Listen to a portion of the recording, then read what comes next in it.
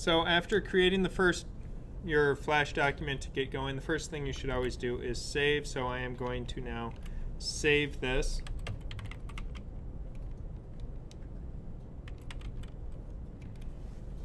So it's now been saved. Because Flash will crash on you, it's just a matter of when. It's not will it or won't it. It will crash.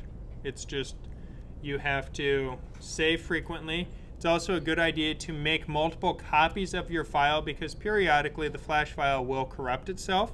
So it is important that you make backups of that file so that you have extra versions to go back to so that you're not stuck with putting in weeks of work and then the file goes bad and then you're completely out of luck. So that's just something to run through the back of your mind that you want to save regularly and often. Now, first thing that we're going to do is to create some background artwork that will serve as the set or the location for this project. So what I'm going to do is create the sky. Now as I go to create the sky, my sky is going to be kind of a fixed object. It's not really going to move. So I will be moving things across the sky. We'll have some mountains, I'll have some ground, maybe some trees, a house, a whole variety of different things that we'll be adding into it a little bit later this morning. So to make that sky, I'm just going to use the rectangle tool, and I can go and choose a nice pretty blue color and then just make a shape and fill it. Now you will notice that the shape that I put down here is larger than the stage artwork itself. It's larger. So if we move this around, we can see here's the stage, the dark gray. The blue I made larger. I just made it extend out beyond the edges. That guarantees so that when I finish, I don't end up with like little slivers of color that are unintended where it doesn't line up. So it's a good idea to put it outside. Now at this point, I can't see what is the boundary, what is the edge of that stage. I've now lost that. There's a couple strategies that you can use to help with keeping track of where those boundaries or edges are. One of those is to create a set of guides. So you can turn on rulers and put on guides, but what I prefer to do and find to be a little bit easier is to use a guide layer. And we'll look at that now. Now this layer here is going to be my sky. I'm going to name it. So I double click in the layers in my timeline on this layer where it currently says layer 1. I double click it, now highlights the text allowing me to change what it says there. I'm going to call this sky. I find a very useful activity to name your layers because as you work, it won't be uncommon to have 20, 50, or even 100 layers as you're building a complex animation. If your layers aren't named, it becomes fairly challenging to keep track of them and keep them organized. Now, you do have, like in other layer-based programs, folders. So you can add a folder and you can put a folder up and say you put all the layers for a specific character, or you make a folder for your background layers and you put then those layers into that folder so then your timeline doesn't become an unmanageable pile of layers. So you can use folders the same way you would use folders in other layer-based programs. Now my next layer here, I'm going to create it by clicking on the little icon down here for new layer on the bottom left corner in my application interface. And then I double click on the name and I'm going to call this guides. And now what I want to do is I want to create a rectangle. And I typically use red as the color for my guide. So I've chosen red as my stroke color. I'm going to choose no fill color. Leave the stroke size set at 1. So you just go to the fill color, choose or stroke color, choose red, fill color, choose the line for no fill. And now at this point, what I can do on this new, and make sure that guides is the active layer, not sky, because I want to draw this on my guide layer. And I just draw a rectangle. Now as I drew this rectangle, you may notice that I did not make it the size of my stage. I didn't try to make it the size. I didn't care about making it the size. I just drew a rectangle. Because I find it's easier then to double click on it so it becomes selected. So you can see if I click off, and now if I click on one side of it, it selects one side. If I double click, it selects all four sides of this rectangle. And now I have an X, Y, width, and height. So at this point, I find it's much easier to then get the correct position and size by entering in numeric values than trying to carefully draw it and visually see and hope that I line it up. This is part of having worked in Illustrator for years. I find that I like to do things numerically versus just visually dragging them out.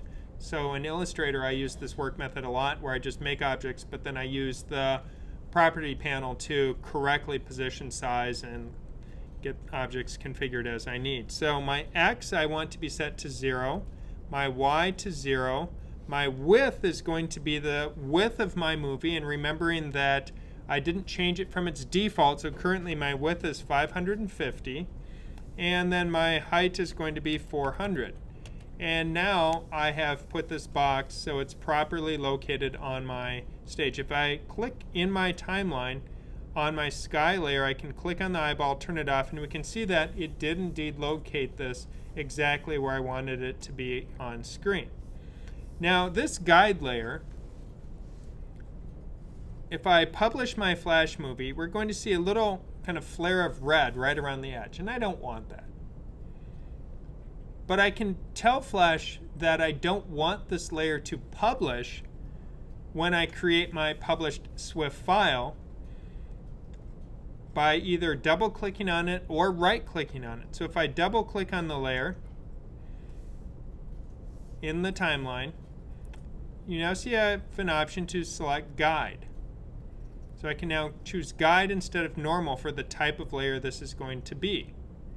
So I'll repeat that. Double click on the icon for the layer in the timeline, select guide, hit OK, and now this is a guide layer, and it changed the icon. It no longer has the little page icon, but instead it looks like a drafting T-square. So that indicates it's a guide layer. Now I also recommend that when you are done working with any specific layer, you lock them. So you click in the locking column, you lock your layers.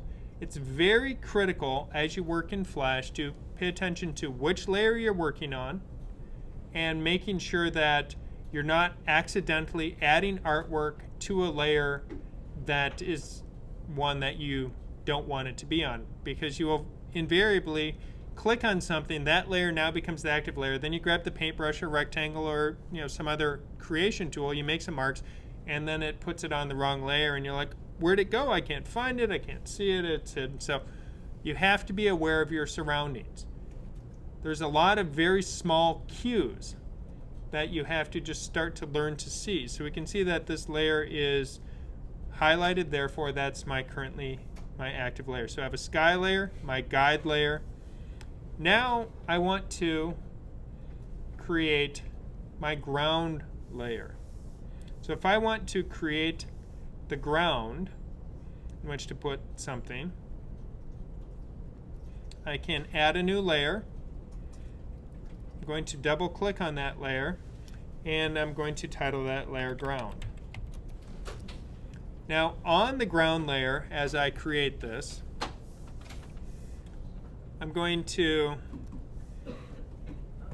use the rectangle tool, and this time I'm going to choose kind of a brownish color, no stroke, so I'll set the stroke to none, choose brown. Now if I don't like the colors that are in the swatches, if I want to have more precise control over my color, because some of you may look at these swatches and go, they're ugly, and that's okay. Flash isn't offended if you think so. You're allowed to say these swatches are ugly.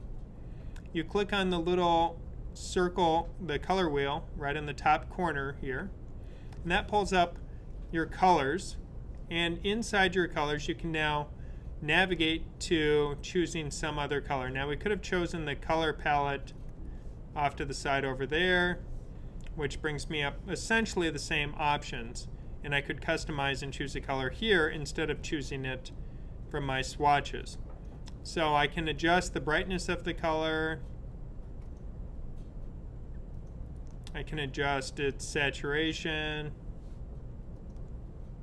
So I can create colors as I want with more granular control than just simply choosing out of 216 web-safe colors. If you like the web-safe colors, you're welcome to use those, and nobody's going to be offended. Well, they might be if you choose garish color combinations, but for the most part, you can choose ones that make you happy. So I've chosen a color, have my rectangle tool, and now I can just go and create and put in some brown. And I'm going to have a somewhat high horizon, and there we go. So there's my ground, my sky, my guides. So it's off to a good start. And now comes the fun part, and now we're going to create some mountains. Now the mountains we want to make a little bit different. The mountains aren't just going to be a big rectangle. The mountains we will actually hand draw or paint. And as we do so, we're going to then put them on a new layer and convert them to a movie clip, because the mountains are going to be able to animate, because I want to be able to move the mountains to create the illusion of a camera panning across the horizon. So to create my mountains, I'm going to add another layer. So as you can see, very quickly we're getting quite a few layers here. So I'll call this layer mountains.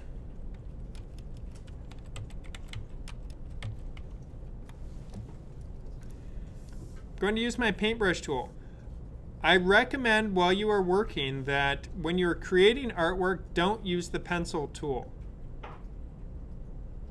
Use the paintbrush tool, because the paintbrush tool creates shapes that work a little bit easier for the task of creating artwork and filling it.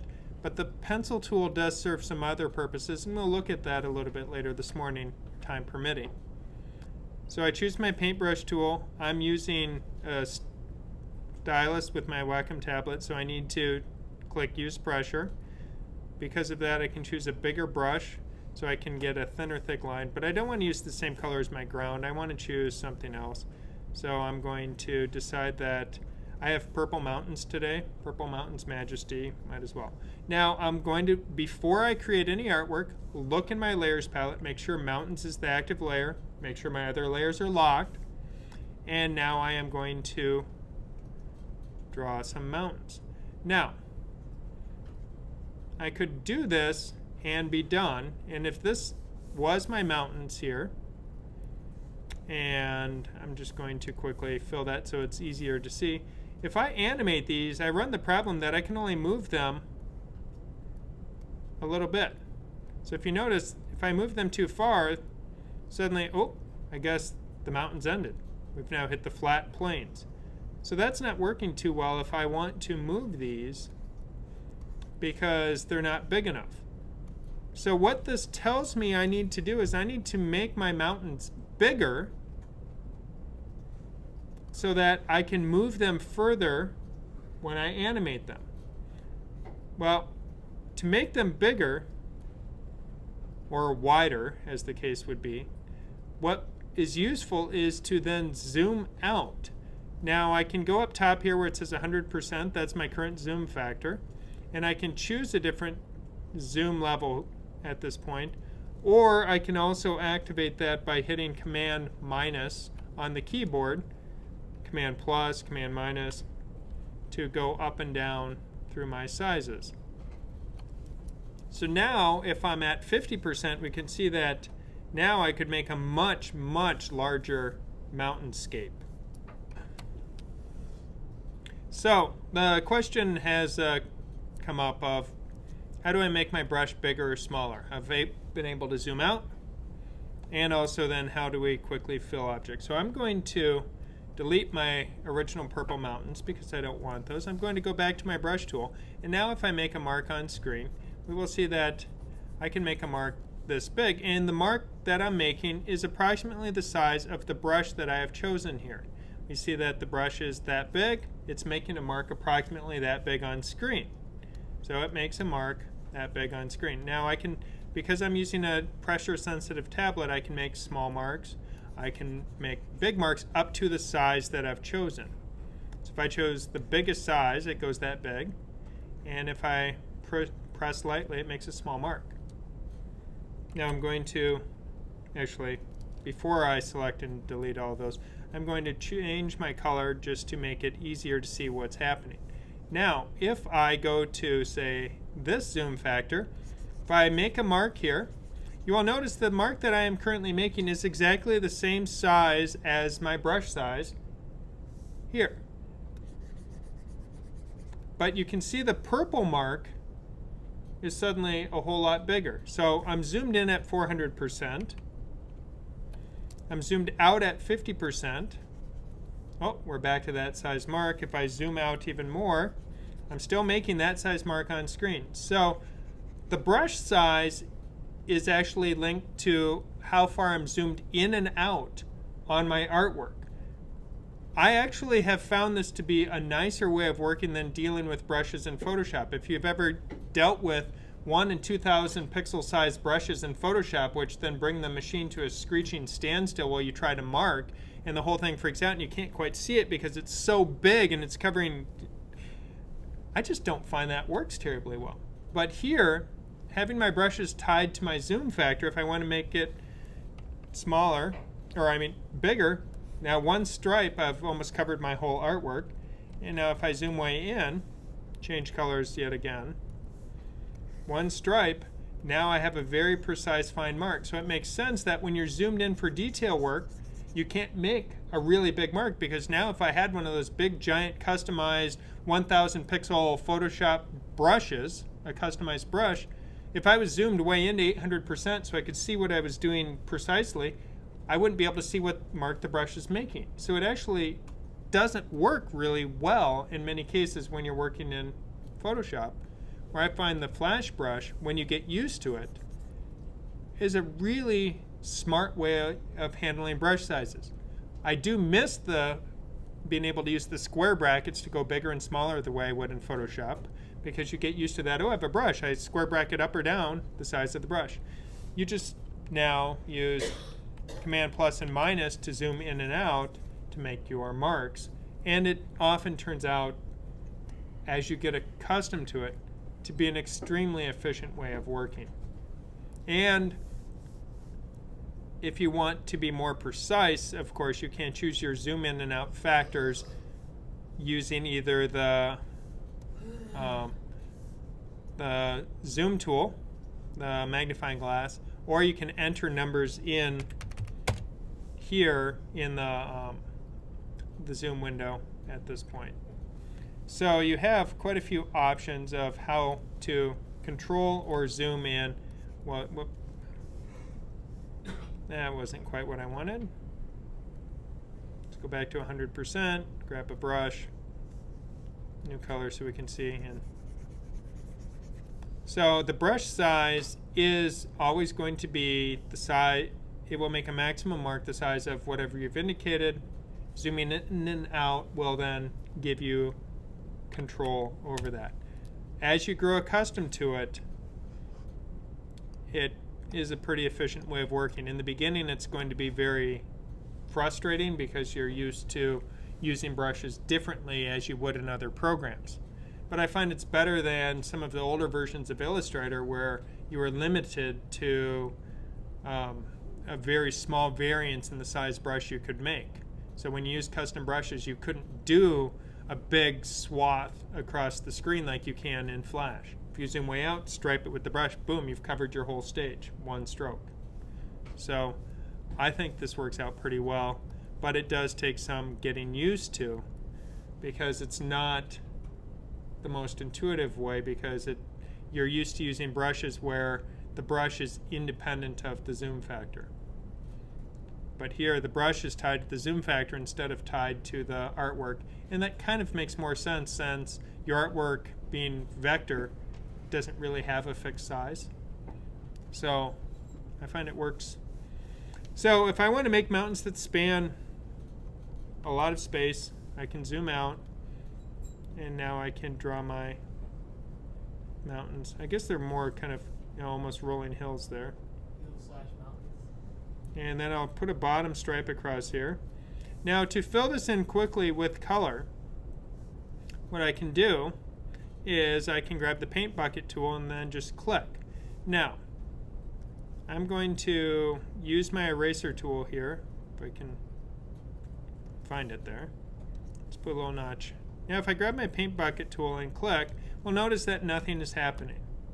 Nothing is happening because the paint bucket tool wants to fill what is referred to as a closed shape. If I look right here, it says don't close gaps. So currently the paint bucket tool is trying to fill the shape, but there is a gap, so it can't do it. Now sometimes that's a pretty obvious gap.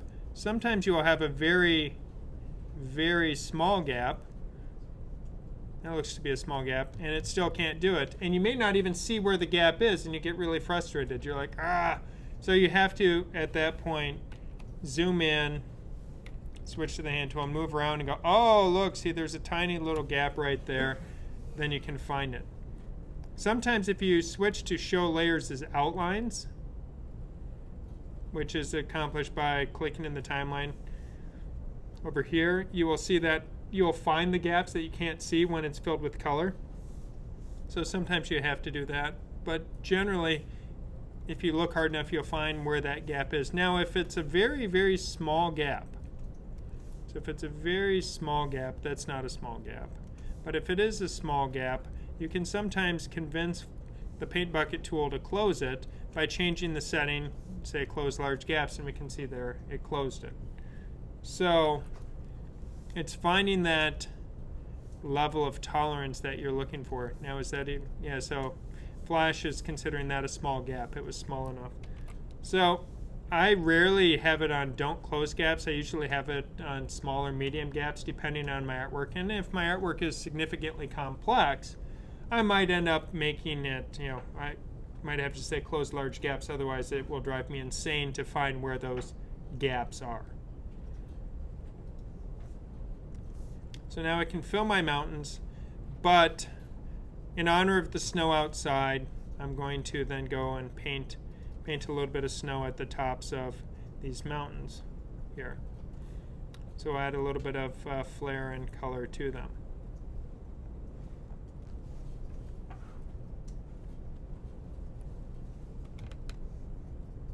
Now I'm holding down the space bar to be able to kind of scroll across in my document instead of having to grab the scroll bars.